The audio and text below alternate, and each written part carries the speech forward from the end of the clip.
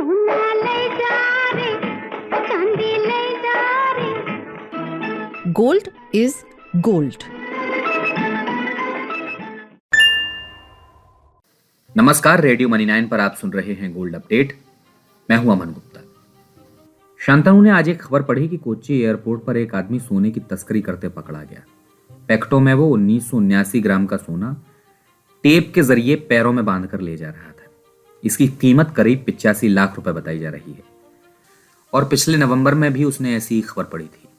यह खबर थी कि कस्टम और दूसरी एजेंसियों ने अवैध रूप से लाया गया 3083 किलो सोना जब्त किया था, जो 3 साल में सबसे ज्यादा रहा। अब शाम को जब उसकी मुलाकात अपने दोस्त रमन से हुई तो उसने उससे कहा कि यार, समझ नहीं आता ये लोग इस तरह से तस्करी करके सोना न जाने क्यों ले जाते हैं। अब रमन ने उसे बताया कि सरकार दरअसल सोने के आयात पर 18.45% का शुल्क लगाती है। इससे सोने का आयात बहुत महंगा पड़ता है और तस्करी करने वाले लोग अलग अलग पैंतरे आजमाकर सोने की तस्करी करते हैं। इस पर शांतनु ने कहा कि तो सरकार इसको रोकने के लिए कुछ प्रयास क्यों नहीं करती। तब रमन ने उसे बताया कि सरकार प्रयास कर रही है। दरअसल सरकार अब इन तस्करी के मामलों से निपटने के लिए इस शुल्क को घटाकर 12 से कम करने का सोच रही है। रमन ने यह भी बताया कि इन तस्करियों का असर सोने की लोकल रिफाइनरीज पर भी पड़ रहा था।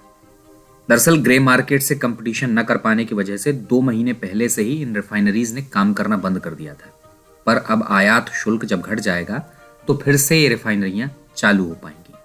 रमन ने बताया कि आयात शुल्क कम किया जाएगा तो न सिर्फ तस्करियों पर कुछ हद तक लगाम लगेगी और रिफाइनरियां चालू हो सकेंगी, बल्कि बढ़ती कीमत जो सोने की है उससे भी राहत मिलेगी। क्योंकि अभी जो सोना है वो अपने ऑल टाइम हाई के ऊपर कारोबार कर रहा है। 24 कैरेट सोने की कीमत आज शुक्रवार को 57,060 रुपए प्रति 10 ग्राम रही। वहीं मल्टी कमोडिटी एक्सचेंज MCX पर सोने का भाव 56,749 प्रति 10 ग्राम पर पहुंच गया। शांतनु को अपने सवाल का जवाब मिल गया था। उसने रमन से कहा कि भाई, तुम्हारी तो समझ बड़ी अच्छी है। उसने एक और सवाल रमन से पूछ लिया। उसने रमन से पूछा कि भाई अच्छा, साल 2022 में गोल्ड ETF का निवेश 90% तक घट गया था। 2021 में गोल्ड ETF में 4,814 करोड़ रुपए का निवेश हुआ था, लेकिन साल 2022 में यह निवेश घटकर 459 करोड़ रुपए ही रह गया था। 20-22% के सालाना रिटर्न के साथ गोल्ड पिछले साल रिटर्न देने के मामले में सबसे ऊपर रहा। इसके बावजूद ये कमी क्यों आई है, मैं ये नहीं समझ पा रहा हूं। तो रमन ने उसे समझाया कि दरअसल इस निवेश में कमी की वजह यह है कि सोने की कीमतें बढ़ रही हैं। इसके अलावा ब्याज दरों में बढ़ोतरी और महंगाई भी इसकी कमी की वजह है। इसके अलावा कीमतें इस स्तर तक जा चुकी हैं कि अब रिटर्न की संभावनाएं सीमित होती जा रही हैं। जैसे जैसे गोल्ड की कीमतें बढ़ती जाएंगी, रिटर्न की संभावनाएं भी सीमित होती जाएंगी। इसलिए निवेशकों को अब रिटर्न के तौर पर इतनी बढ़ोतरी नहीं दिख रही है जितनी संभावनाएं उन्हें 1 से 2 साल पहले लग रही थी। आगे भी गोल्ड की कीमतें ऊंची रहने की संभावना है, लेकिन ऊंची कीमतों पर प्रवेश करने वालों के रिटर्न उतने ऊंचे रहने की संभावना नहीं है। और यही वजह है कि गोल्ड ETF से निवेश घट रहा है। तो शांतनु को अब सारी बातें समझ में आ गई थी। उम्मीद करते हैं आपको भी काफी बातें समझ में आ गई होंगी गोल्ड अपडेट के इस वीकली बुलेटिन में।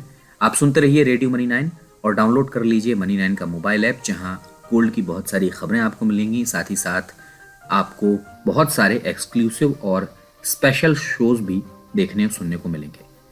मैं हूं अमन गुप्ता। इस बुलेटिन को तैयार किया था आपके लिए आंचल चौधरी ने। चलता हूं, नमस्कार। सोना ले जा रे, चांदी ले जा रे। Gold is gold.